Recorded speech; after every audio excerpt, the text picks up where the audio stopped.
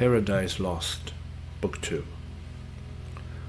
High on the throne of royal state, which far outshone the wells of Ormus and of Int, or where the gorgeous East, with riches hand showers on her king barbaric pearl and gold, Satan exalted sat, by merit raised to that bad eminence, and from despair that's high uplifted beyond hope, aspires beyond thus high insatiate to pursue vain war with heaven, and by his success untaught his bright imaginations thus displayed. Powers and dominions, deities of heaven, for things no deep within a gulf can hold immortal vigor. Though oppressed and fallen, I give not heaven for lost. From this descent celestial virtues rising will appear more glorious and more dread than from no fall, and trust themselves to fear no second fate. Me though just right, and the fixed laws of heaven did first create your leader, next free choice, with that besides in council or in fight has been achieved of merit. Yet this loss thus far at least recovered, as much more established in a safe, unenvied throne yielded with full consent. The happiest state in heaven, which follows dignity, might draw envy from each inferior. But who here will envy whom the highest place exposes foremost to stand against the sunderer's your bulwark, and condemns to greatest share of endless pain? Where there is then no good for which to strive, no strife can grow up there from affection. For none sure will claiming hell precedence, none whose portion is so small of present pain, that with ambitious mind will covet more.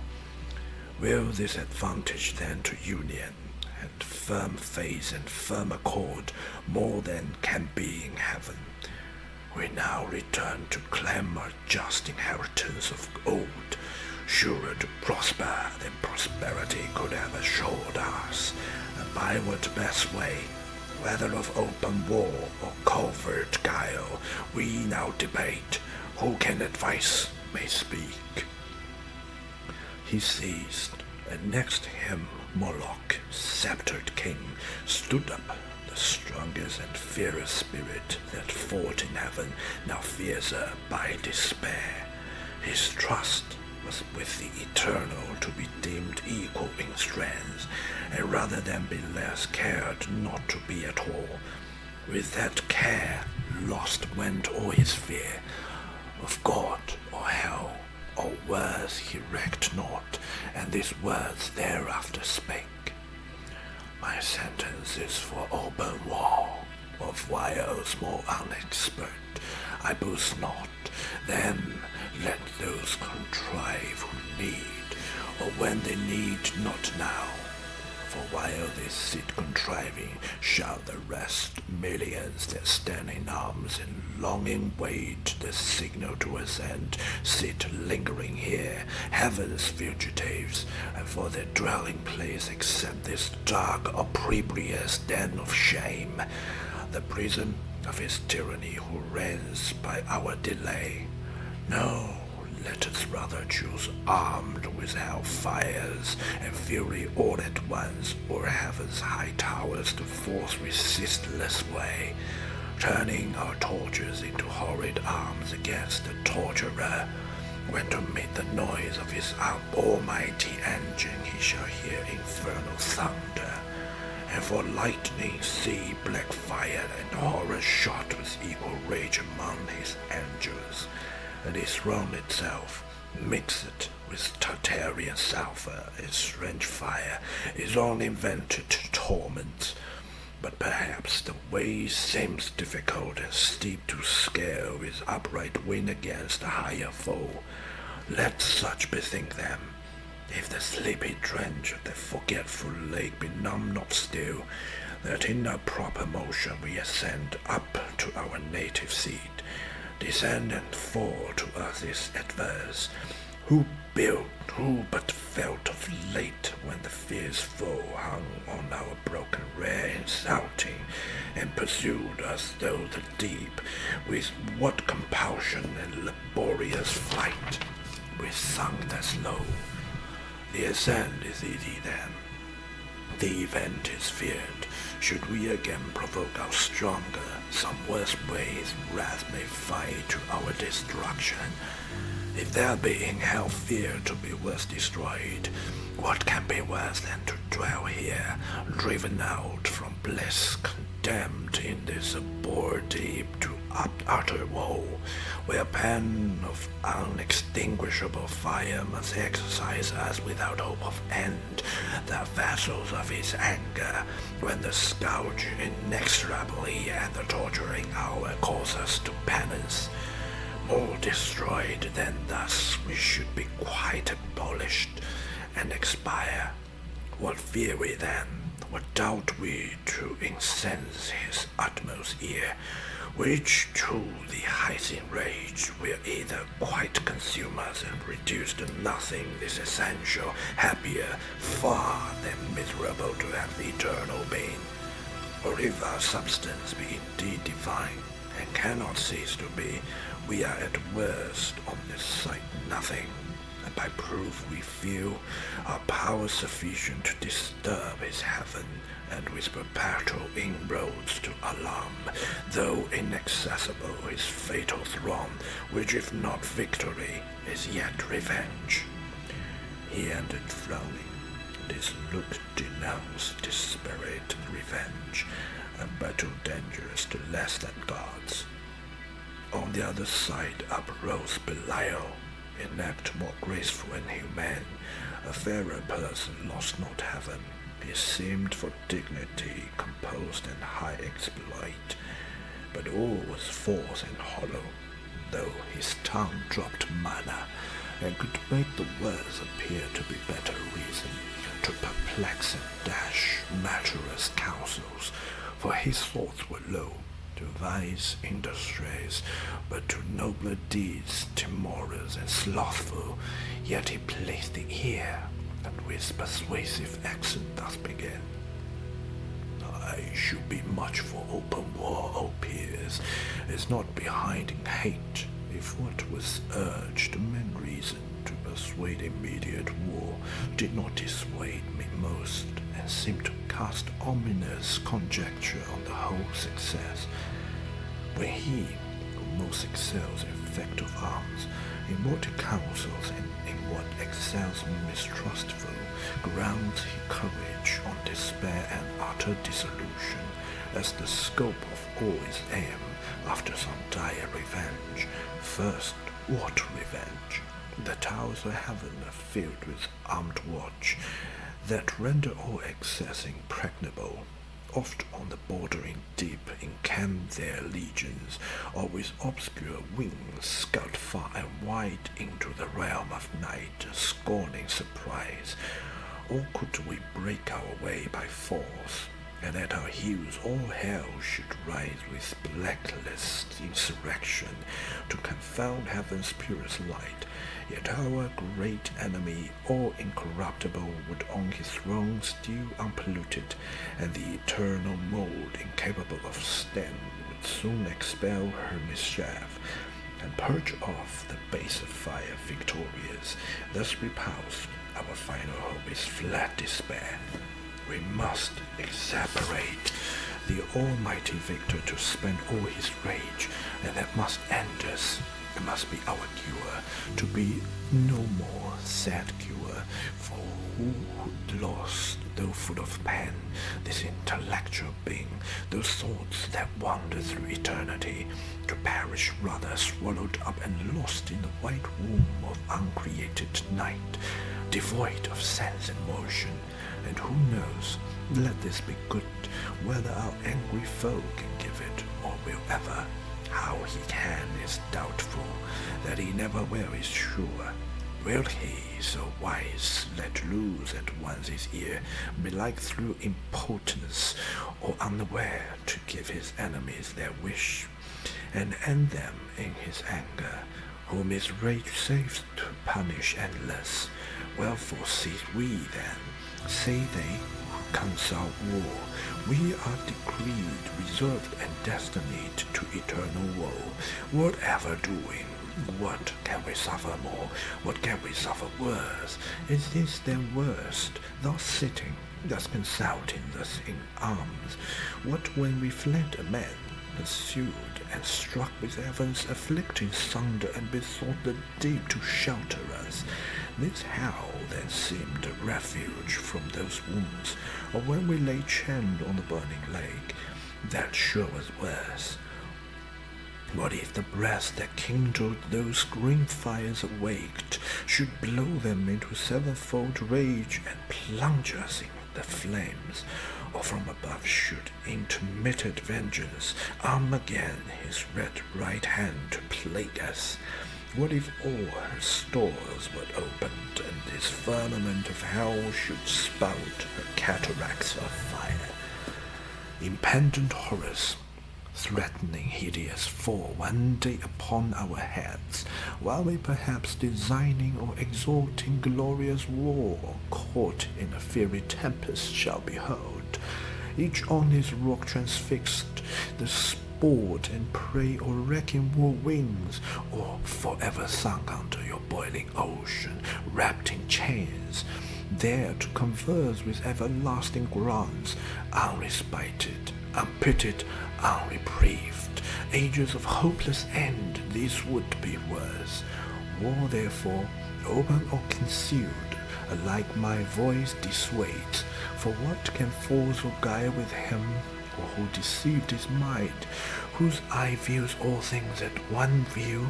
He from heaven's heights all these our motions vain sees and delights, not more almighty to resist our might than wise to frustrate all our plots and wiles.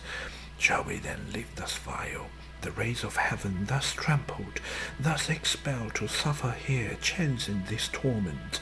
Better these than worse, by my advice, since fate inevitable subdues us, an omnipotent decree, the victor's will, to suffer us to do. Our strength is equal, nor the law unjust that so ordains.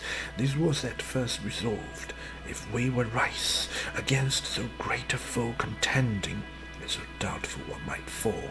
I laugh when those who at the spear are bold and venturous, if that fail them, shrink and fear what yet they know must follow, to endure exile or ignominy or bonds or pen, the sentence of their conqueror. This is now our doom, which if we can sustain and bear, our supreme foe in time may much remit his anger, and perhaps thus far removed, not Midas, not suffering, often offending, satisfied with what is punished, whence these raging fires will slacken. If his breast stir not their flames, our pure essence then will overcome their nauseous vapor, or inured, not feel, or changed at length, and to the place conformed in temper and in nature will receive familiar the fierce heat and void of pain. This horror will grow mild, this darkness light. Besides, what hope the never-ending flight of future days may bring, what chance, what change worth waiting, since our present lot appears for happy though but ill, for ill not worse, if we procure not to ourselves more woe. Thus Belial with words glossed in reason's garb, consoled ignoble ease, and peaceful sloth, not peace. And after him thus Mammon spake: Either to descend throne the King of Heaven we war, if war be best, or to regain our own right lost, him to unthrone we then may hope, when everlasting fate shall yield to fickle chance, and chaos judge their strife. The former vain to hope argues as vain the latter, for what place can be for us within heaven's bound, unless heaven's Lord supreme we overpower? Suppose he should relent and publish grace to all, on promise made of new subjection, with what eyes could withstand in his presence humble, and receive strict laws imposed, to celebrate his throne with warbled hymns, and to his Godhead sing forth and alleluias, while he lordly sits, our envied sovereign, and his altar breathes ambrosial orders and ambrosial flowers, our sapphire offerings. This must be our task in heaven, this our delight. How wearisome eternity so spent in worship paid to whom we hate. Let us not then pursue by force impossible, by leave obtained unacceptable, though in heaven our state of splendid vassalage, but rather seek our own good from each ourselves, and from our own leave to ourselves, though in this vast recess, free and to none accountable, preferring hard liberty before the easy yoke of servile pomp, our greatness will appear, and most conspicuous when great things of small, useful, or hurtful, but sparrows of adverse we can create, and in what place soar, thrive under evil, and work ease out of pain through labor and endurance. This deep world of darkness do we dread, how often mist, thick clouds, and dark does heaven's all-ruling sire choose to reside, his glory unobscured, and with the majesty of darkness round covers his throne, from whence deep thunders roar, mastering their rage, and heaven resembles hell. As he, our darkness, cannot we his light imitate when we please?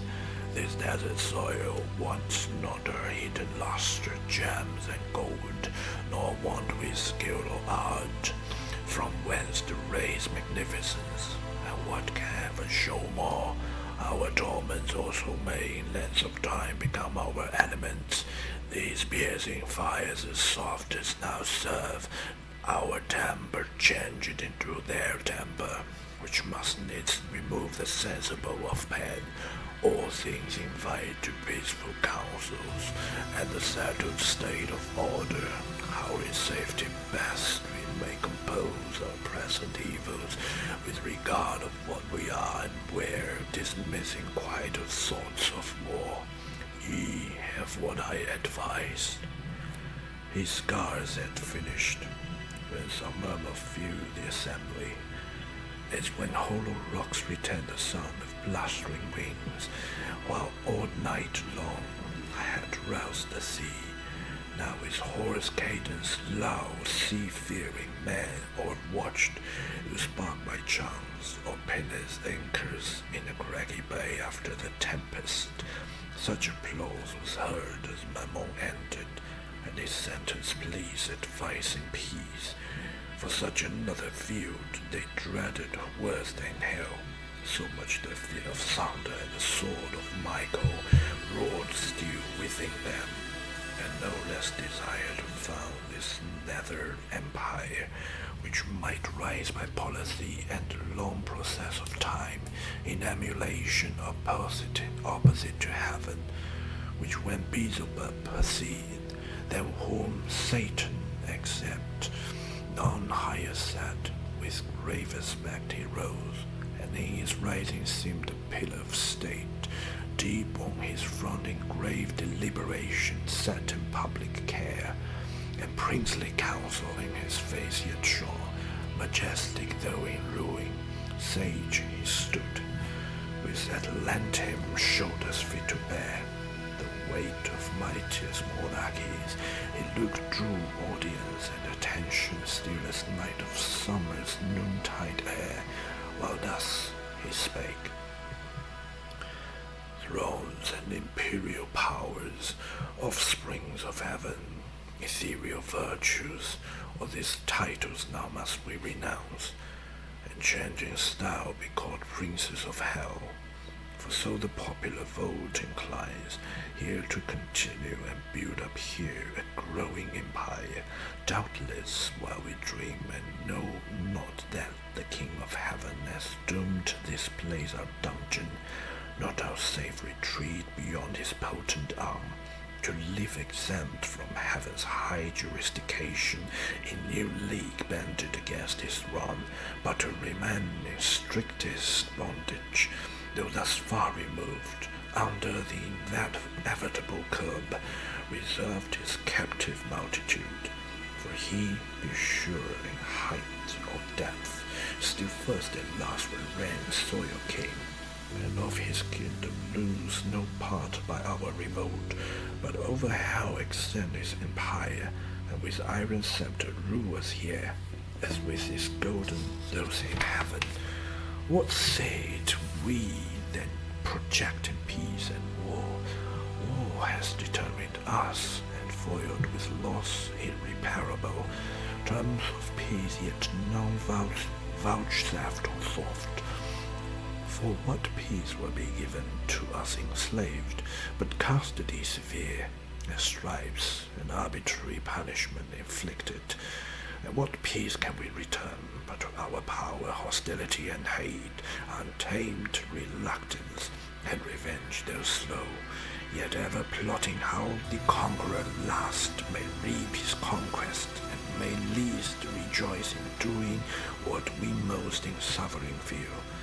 Nor will occasion want, nor shall we need with dangerous expedition to invade heaven, whose high walls fear no assault or siege or ambush from the deep. But if we find some easier enterprise, there is a place, if ancient and prophetic, fame in heaven ere not another world, the happy seed of some new race called man, about this time to be created like to us, though less in power and excellence, but favored more of him who rules above, so as his will pronounced among the gods, and by an oath that shook heaven's whole circumference confirmed, thither let us bend all our thoughts to learn what creatures there inhabit, of what mode or substance, how endued and what their power, and where their weakness, how attempted best by force of subtle. Though heaven be shut, and heaven's high arbitrator sits secure in his own strength, this place may lie exposed, that utmost border of his kingdom, left to their defense who hold it.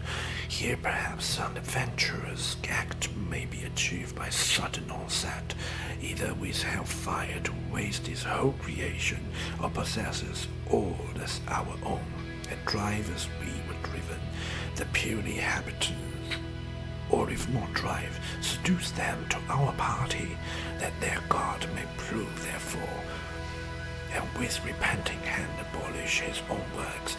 These would surpass common revenge, and interrupt his joy in our confusion, and our joy upraising his disturbance, when his darling sons hurled headlong to partake with us, shall curse their frail originals, and faded bliss faded so soon. Advise if this be worth attempting, or to sit in darkness here hatching vain empires. Thus Beelzebub pleaded his devilish counsel, first devised by Satan, and in part proposed, for whence but from the author of all ill could spring so deep a malice to confound the race of mankind in one root, and earth with hell to mingle and involve, down all to spite the great Creator. But their spite still serves his glory to augment. The bold design pleased highly those infernal states, and joy sparkled in all their eyes. With full assent they vote, where read his speech he thus renews. Well have ye judged, well ended long debate, synods of gods and like to what you are, great things resolved, which from the lowest deep will once more lift us up, in spite of hate, nearer our ancient seed, perhaps in view of those bright confines, whence with neighboring arms and opportune exertions we may chance re-enter heaven, or else in some mild zone dwell not unvisited of heaven's fair light secure, and at the big brightening orient beam purge of this gloom, the soft delicious air to heal the scar of these corrosive fires shall breathe her balm. But first, whom shall we send in search of this new world? Whom shall we find sufficient? Who shall tempt with wandering feet the dark, unbottomed infinite abyss, and through the palpable obscure find out its uncouth way, or spread its airy flight upborne with indefatigable wings over the vast abrupt, ere he arrive the happy isle? What strands, what art can then suffice, or what invasion bear him safe through the strict centuries and stations thick of angels watching round? Here he had need all circumspection, and we now no less choice in our suffrage, for on whom we send the weight of all and our last hope relies. This said, he sat, and expectations held his looks suspense, awaiting who appeared to second or oppose or undertake the perilous attempt. But Law sat mute, pondering the danger with deep thoughts, and each in other's countenance read his own dismal astonished. None among the choice and prime of those heaven-warring champions could be found so hardy as to proffer or accept along in the dreadful voyage, till at last Satan, who now transcended glory, raised above his fellows, with monarchical pride, conscious of highest worth, unmoved thus spake: O progeny of heaven, imperial thorns, with reason has deep silence and demur seized us, though undismayed.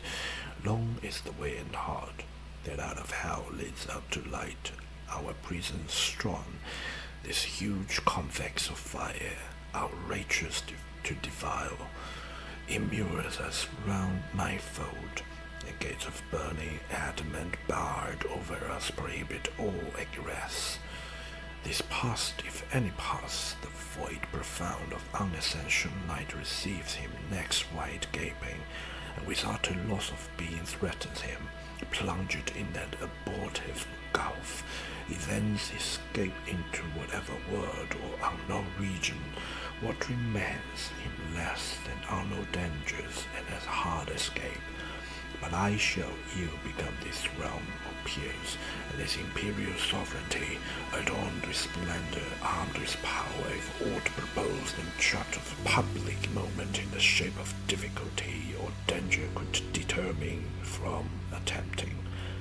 Wherefore do I assume these royalties and not refuse to reign, refusing to accept as great a share of hazard as of honor, due alike to him who reigns, and so much to him due of hazard more, as he above the rest high honored sits.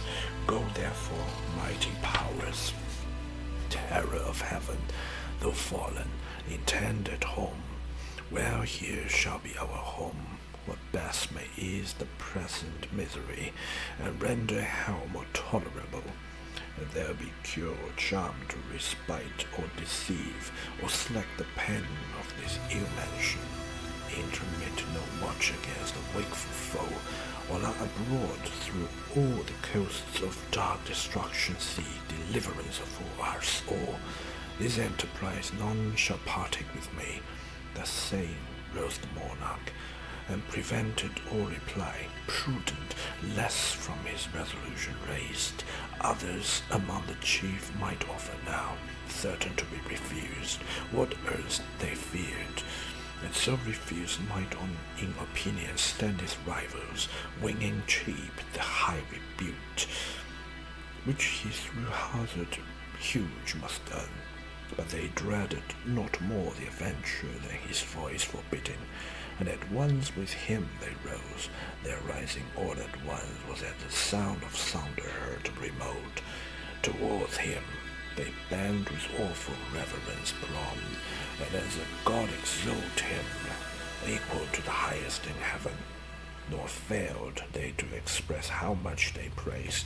Therefore the general safety he despised his own, for neither do the spirits damn to lose all their virtue, lest bad men should boast their spacious deeds on earth, which glory excites or close ambition vanished or with zeal. Thus they their doubtful consultants dark-ended rejoicing in their matchless chief, as when from mountain tops the dusky clouds ascending, while the north wind sleeps, or spread heaven's cheerful face, the luring element scowls o'er the darkened landscape snow or shower.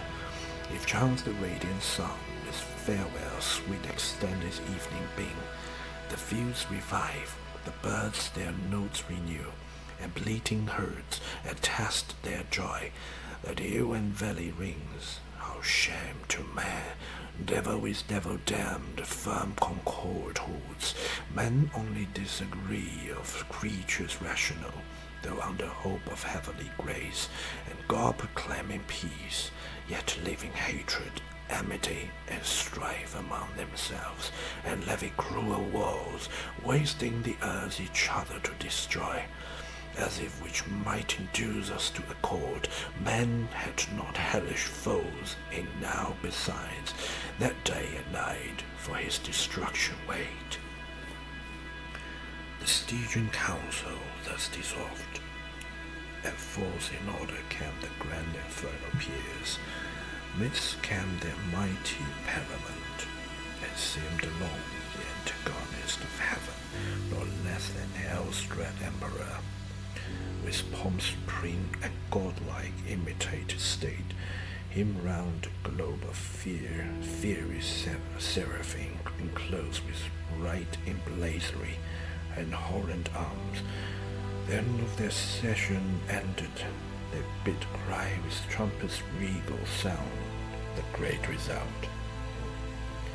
Toward the four winds, four speedy cherubim put to their mouths the sounding alchemy by herald's voice explained. The hollow air is heard far and wide, and all the host of hell with deafening shout returned, then loud acclaim. Thence more at ease their minds, the somewhat raised by false presumptuous hope, the ranged powers disband and wandering, each his several way pursues. His inclination of sad choice leads him perplex, where he may likeliest find truth to his restless thoughts, and entertain the irksome hours till his great chief return, part on the plain or in the air sublime, upon the wing or in swift race contend. As at the Olympian games of Physian fields, part curb their fiery steeds, or shun the goal with rapid wheels, or fronted brigades form, as when to warn proud cities war appears wagered in the troubled sky. The armies rush to battle in the clouds, before each van prick forth the airy nights, and couch their spears till thickest region close. With feats of arms from either end of heaven, the welkin burns. Others will vast, typhoning rage, more fell rent up both rocks and hills, and ride the air in war wing. Hell scarce holds the wild uproar, as when Alcides from Oicalia, crowned with conquest, felt the envenomed road, and tore through pain up by the loose Thessalian Piraeus, and Locus from the top of Oeta through into the Euboic Sea. Others more mild retreated in a silent valley, sing with notes angelica to many a harp their own heroic deeds and hapless fall by doom of battle, and complain that fate-free virtue should enthrall to force or chance. Their song was partial, but the harmony, what could it less than spirit's immortal song? Suspended hell, and took with ravishment the thronging audience in discourse more sweet, for eloquence the soul, song charms the sense, other parts set on a hill retired, in thoughts more elevate, and reasoned high of providence, foreknowledge, will and fate, fixed fate, free will, foreknowledge absolute, and found no end, in wandering mazes lost. Of good and evil much they argued then, of happiness and final misery, passion and apathy, and glory and shame, vain wisdom, awe, and false philosophy, yet with a pleasing sorcery could charm pen for a while, or anguish and excite fallacious hope, or ram the obdurate breast with stubborn patience, as with triple steel. Another part in squadrons and gross bands, on bold adventure to discover why that dismal world, if any climb perhaps, might yield them easier habitation, bend four ways their flying march, along the banks of four infernal rivers that disgorge into the burning lake their baleful streams.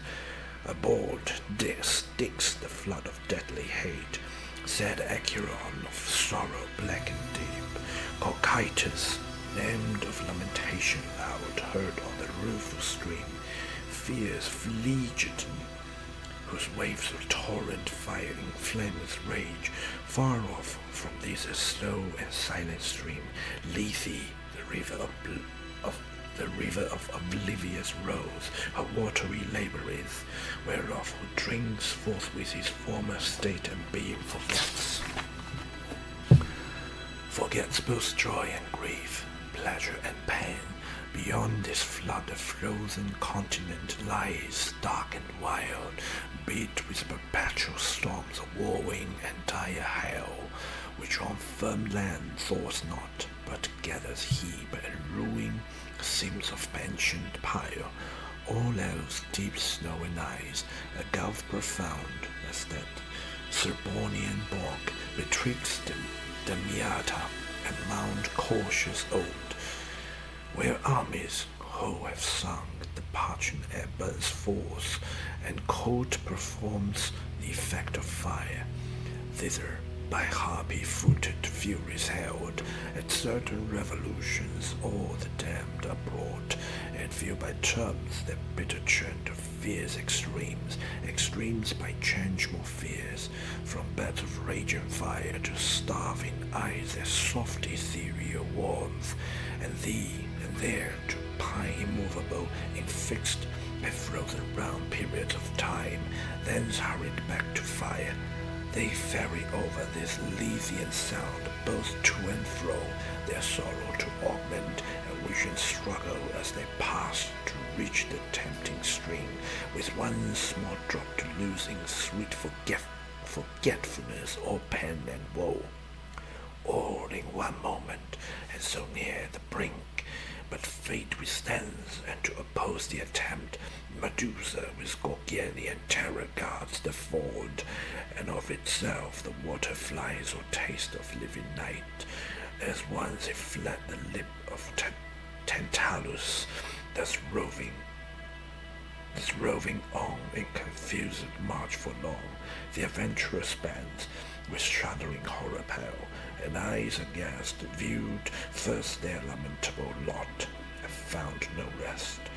Through many a dark and dreary vale they passed, and many a region dolorous, o'er many a frozen, many a fiery elf, rocks, caves, lakes, fens, books, dens, and shade of death, an universe of death, which God by curse created evil, for evil only good where all life dies, death lives, and nature breeds, perverse, or monstrous, or prodigious things, abominable, unutterable, and worse, that fables yet have friend or fear conceived, gorgons and hydras, and chimeras dire. Meanwhile, the adversary of God and man, Satan, with thoughts inflamed of highest design, puts on swift wings, and toward the gates of hell explores his solitary flight.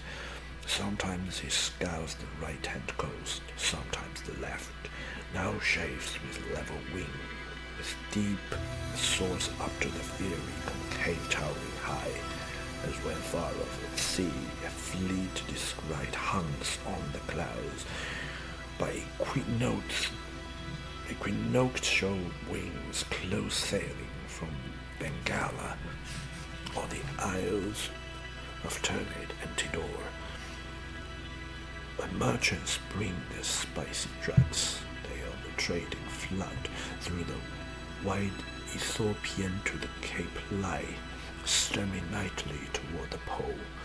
So seemed far off the flying fiend, at last appear hell-bound, high-reaching to the horrid roof.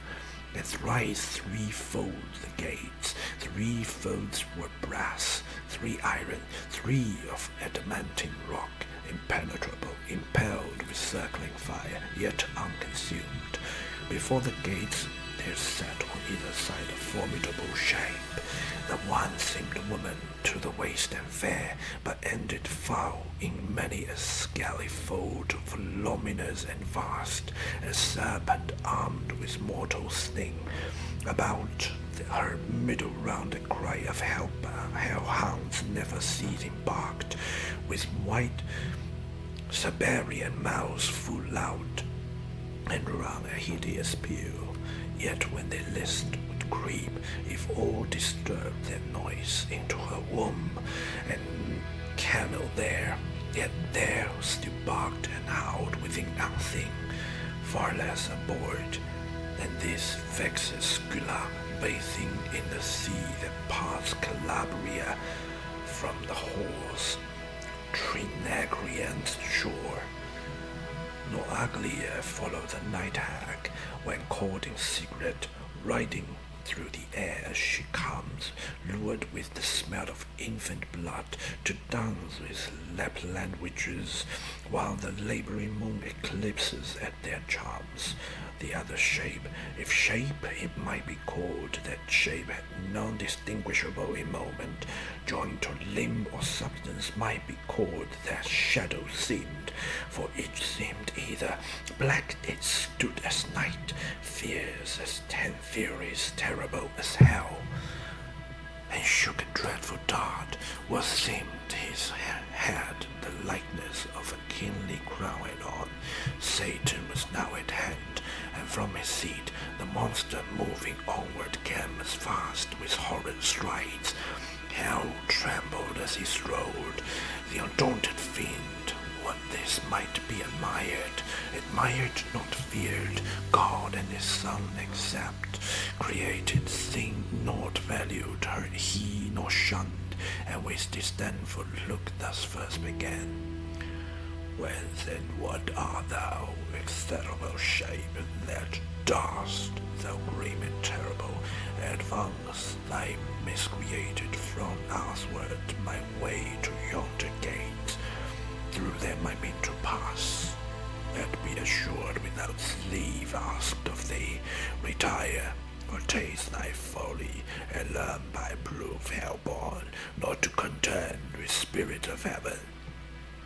To whom the goblin, full of wrath, replied, Art thou that traitor angel, art thou thee, who first broke peace in heaven and face, till then unbroken and in proud rebellious arms drew after him the third part of heaven's sons conjured against the highest, for which both thou and they outcast from God are here damned to waste eternal days in woe and pain.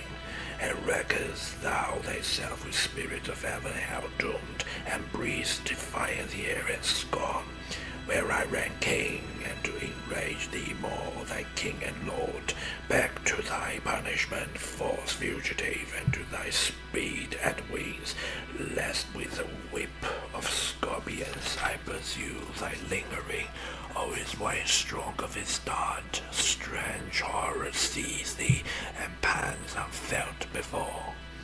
So spake the grisly terror in his shape, so speaking and so threatening, grew tenfold more dreadful and deformed. On the other side, insensate with indignation, Satan stood unterrified and like a combat bird that fires the length of Ophiuchus huge in the Arctic city. Arctic sky, and from his horrid hair shakes pestilence and war. Each at the head leveled his deadly aim, their fatal hands no second stroke intent, and such a frown each cast at the other, as when two black clouds with heaven's artillery fraught, came rattling on over the Caspian. Then stand front to front, hovering a space, till winds the signal blow to join their dark encounter in mid-air. So frowned the mighty combatants that hell grew darker at their frown. So matched they stood, for never but once more was either like to meet so great a foe. And now great deeds had been achieved, whereof all hell had rung, had not the snaky sorceress that sat fast by hell gate and kept the fatal key, risen, and with hideous outcry rushed between. O Father, what intends thy hand, she cried, against thy only son? What fury, O son, possessed thee to bend that mortal dart against thy father's head, and knowest for whom? For him who sits above and loves the while at thee attend, ordain his drudge to execute whate'er his wrath, which in cause justice bids his wrath, which one day will destroy both. She spake, and at her words the hellish past forbore. Then these to her Satan returned.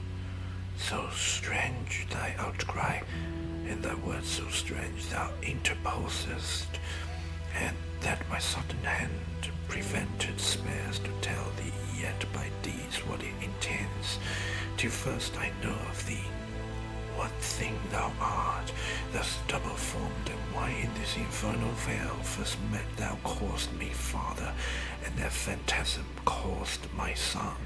I know thee not, nor ever saw, till now sight more detestable than him and thee.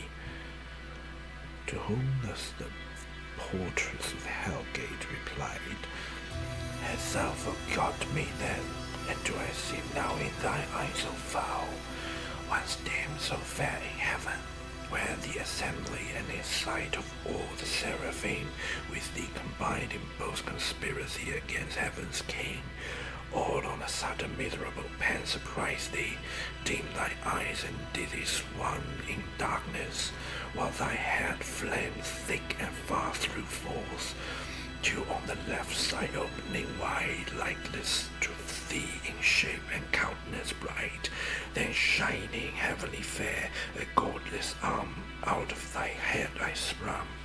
Amazement seized all the host of heaven.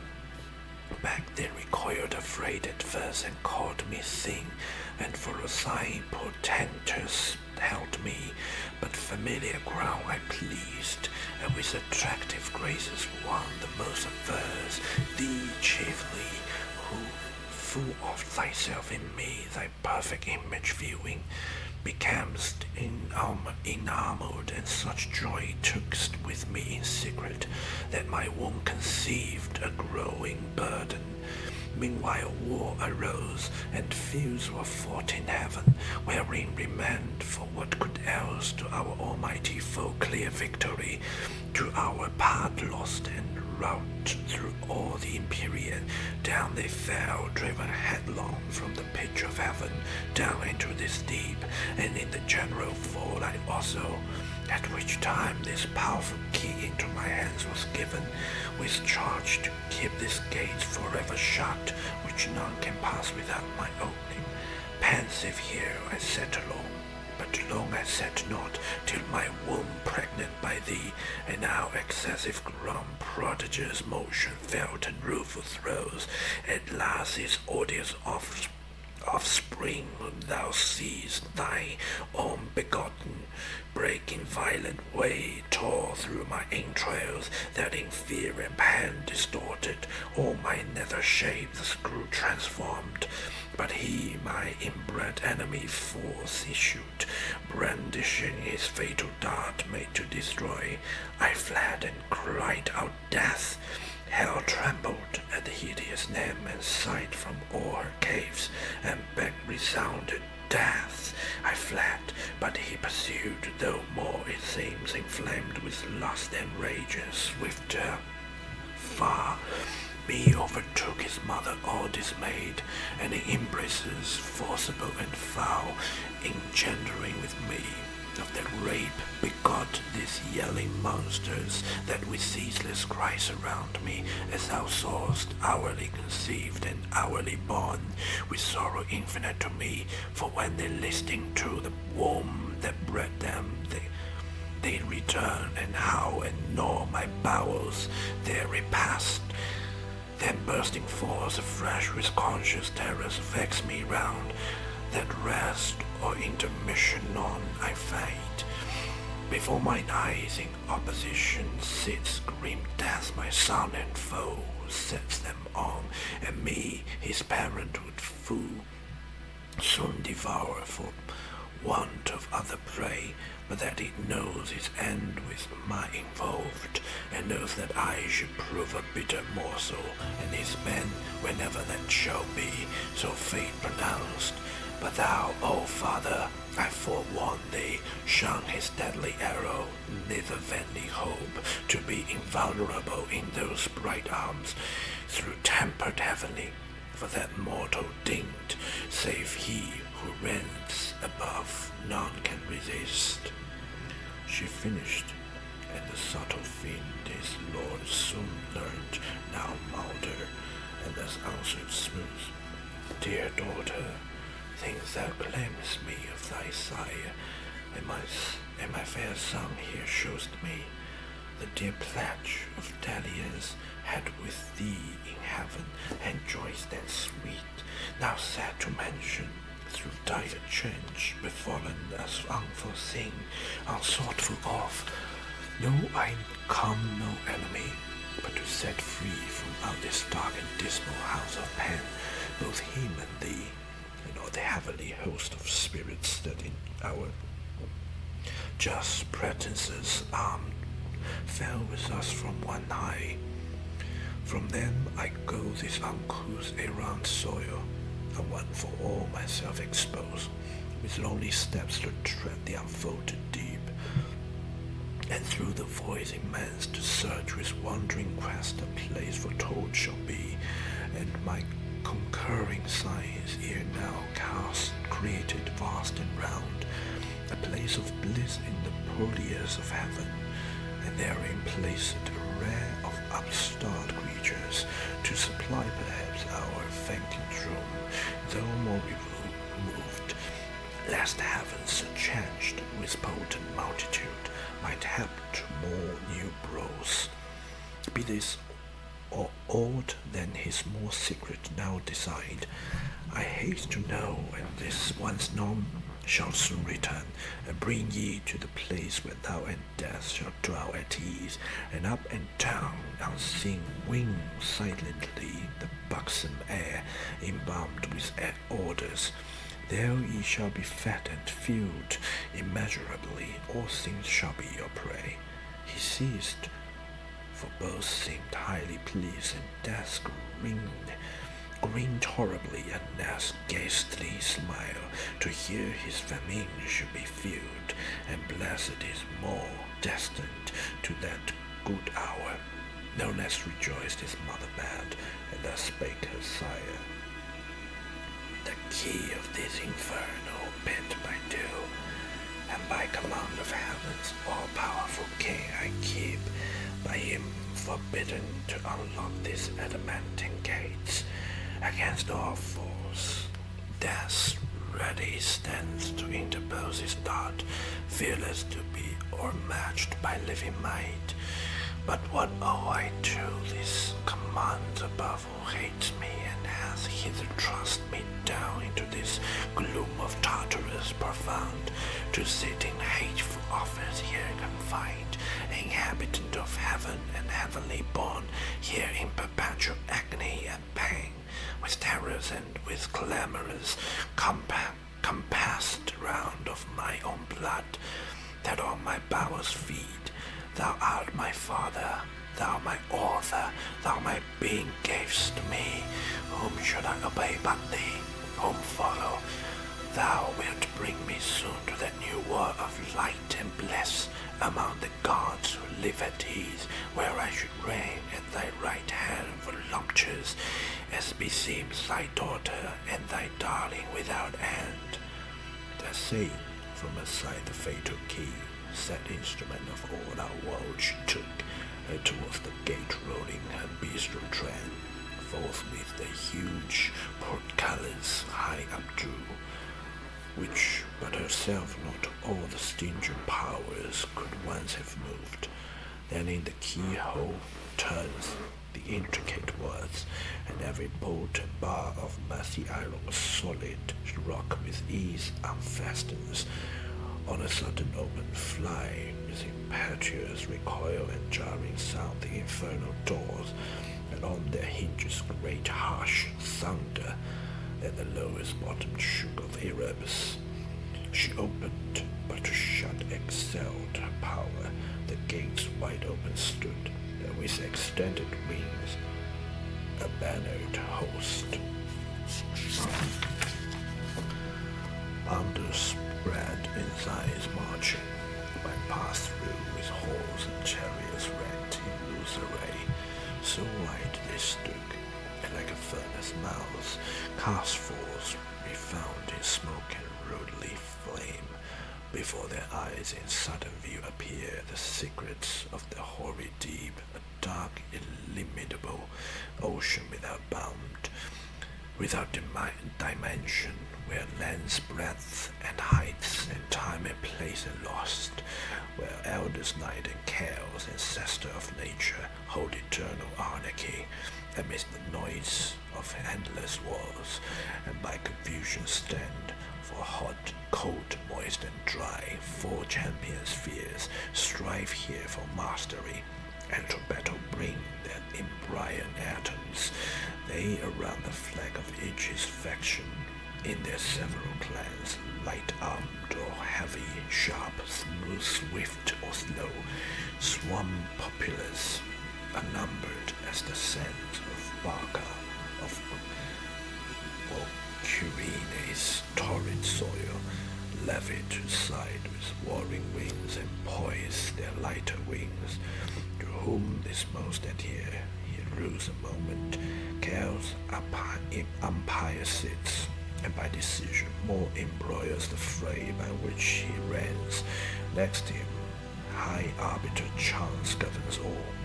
Into this wild abyss, the womb of nature, and perhaps a grave of neither sea nor shore, nor air nor fire, but all these in their pregnant course mixed confusedly, and which thus must ever fight, unless the Almighty Maker them ordain his dark materials to create more words. Into this wild abyss the wary flinch stood on the brink of hell and looked at while, pondering his voyage, for no narrow firth he had to cross, nor was his ear less peeled with noises loud and ruinous, to compare great things with small, than when Bellona storms with all her battery and engines bent to raise some capital city, or less than if this frame of heaven were falling, and this element in mutiny had from her exo torn the steadfast earth. At last his sail broad advanced, his breadth of flight, and in the surging smoke uplifted spun the ground, thence many a league, as in a cloudy chair standing rites adocious, but that seat soon failing amidst a vast vacuity, all unawares fluttering his pennons, then plumb down he drops 10,000 fathom deep, and to this hour down had been fallen, had not by chance the strong rebuff of some tumultuous cloud instinct with fire and nitre hurried him as many miles aloft. That fury stayed quenched in a boggy stages, sightless, neither sea nor good dry land, nigh foundered on her fares, treading the crude consistence, half on foot, half flying, behooves him now both oar and soil and sail, as when a griffin through the wilderness with winged course or hill or moory dale pursues the Arimaspian, who by steals had from his wakeful custody purloined the guarded gold, so eagerly the fiend, or bog or steep, through straight, rough dens or rare, with hats, hands, wings, or feet pursues his way, and swims or sinks, or waits or creeps or flies, at length a universal hubbub wild, of stunning sounds and voices all confused, borne through the hollow dark assaults his ear. With loudness, vehemence, thither he piles, undaunted to meet there whatever power of spirit of the nethermost abyss might in that noise reside, of whom to ask which way the nearest coast of darkness lies, bordering on light, when straight behold the throne of chaos, and its dark pavilion spread wide in the wasteful deep, with him enthroned sat sable-vested night, eldest of things, the consort of his reign, and by them stood Orcus and Hades, and the dreaded name of Demogorgon, rumor next and chance and tumult and confusion all embroiled, and discord with 1,000 various mouths, to whom Satan turning boldly thus, ye powers and spirits of this nethermost abyss, chaos and ancient night, I come no spy, with purpose to explore or to disturb the secrets of your realm, but by constrained wandering this darksome desert, as my way lies through your spacious empire up to light, alone and without guide, half lost, I seek what reddest path leads where your gloom bounds confine with heaven, or if some other place from your dominion one the ethereal king possesses lately, thither to arrive I travel this profound. Direct my course, directed no mean recompense it brings to your behoof, if I that region lost, or usurpation thence expelled, reduced to an original darkness, and your sway, which is my present journey, and once more erect the standard here of ancient night. Yours be the advantage, or mine the revenge. Thus Satan, and him thus the Arnak old, with faltering speech and visage in composed answers. I know thee, stranger, who thou art, a mighty leading angel, who of late made head against heaven's king. Though overthrown, I saw and heard, for such a numberless host fled not in silence through the frighted deep, with ruin upon ruin, road upon road. Confusion was confounded, and heaven gates poured out by millions of victorious bands pursuing. I upon my frontiers here keep residence, if all I can will survive, if all I can will serve, that little which is left so to defend encroached on steals through our intestine broils, weakening the scepter of old night. First hell, your dungeon, stretching far and wide beneath, now lately heaven and earth, another word hung o'er my realm, linked in a gold chain to that side heaven, from whence your legions fall. If that way be your walk, you have not far, so much the nearer danger. Go in speed, havoc and spoil and ruin are my gain.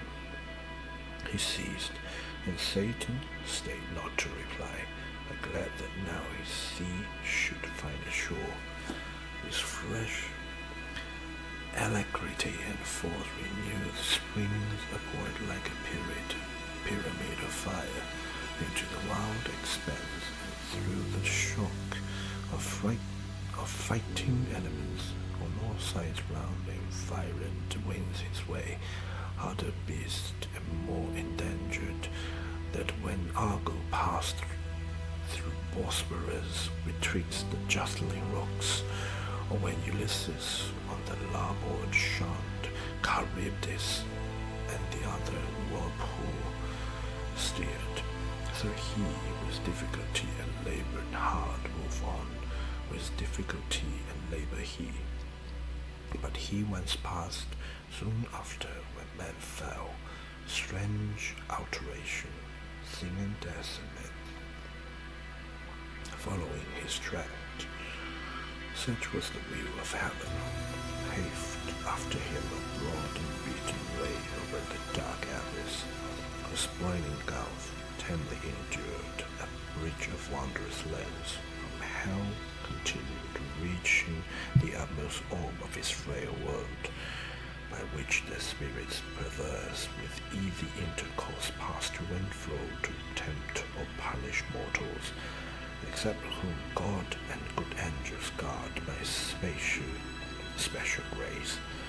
And now at last the sacred influence of light appears, and from the walls of heaven shoots far into the bosom of dim night a glimmering dawn. Here nature first begins her farthest verge, and cowsed retires from her outmost works, a broken foe is termed less and with less hostile thing, as Satan with less toil, and now his ease wafts on the calmer wave by turbulous light, and like a weather-beaten vessel holds gladly in port those shrouds and tackle torn, or in the emptier waste resembling air, waits his spread wings at leisure to behold far off the imperial heaven, extended wide in circuit, undetermined, square or round, with opal towers and battlements adorned of living sapphire, once his native seat, and fast by, hanging in a gold chain his pendant world, in bigness as a star of smallest magnitude close by the moon, thither full-fraught his mischievous revenge, accursed, and in a cursed hour he hies.